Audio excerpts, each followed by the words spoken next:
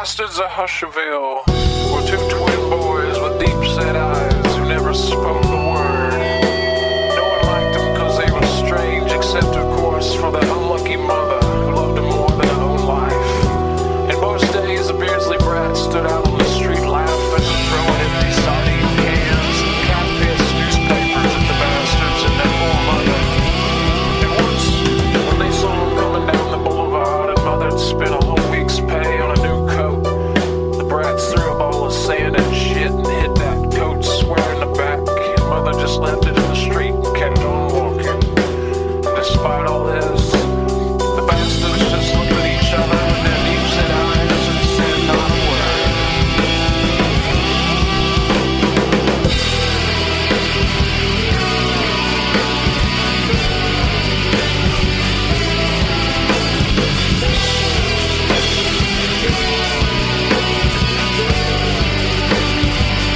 It was a dry summer, unusual for a place as damp as Husherville, where all the buildings are warped and crooked because they're made of wood.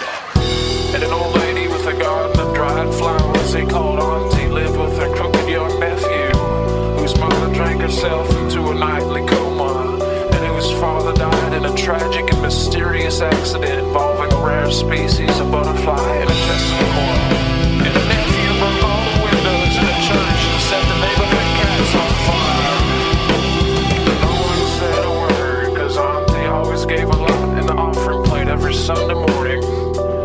She always told her nephew, I don't want you playing with those boys, and she made sure to say it when they could hear it. And despite all this, the bastards just looked at each other with their deep-set eyes and said not a word.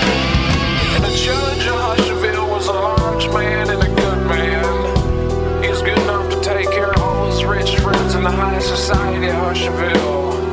But the mother of the bastards was not a member of the high society of Husherville, and to her the judge was not a very good man, although it's still very large. And like a lot of the men of Husherville, he knew her unfortunate reputation, and making like the businessman he was born to be, he took full advantage of the situation. And one night, he paid her a visit. His massive fat body covered her up like the sun eclipsing the moon, and in his ocean of sweaty skin she drowned, unable to breathe. And in his ocean of sweaty skin she drowned, unable to breathe.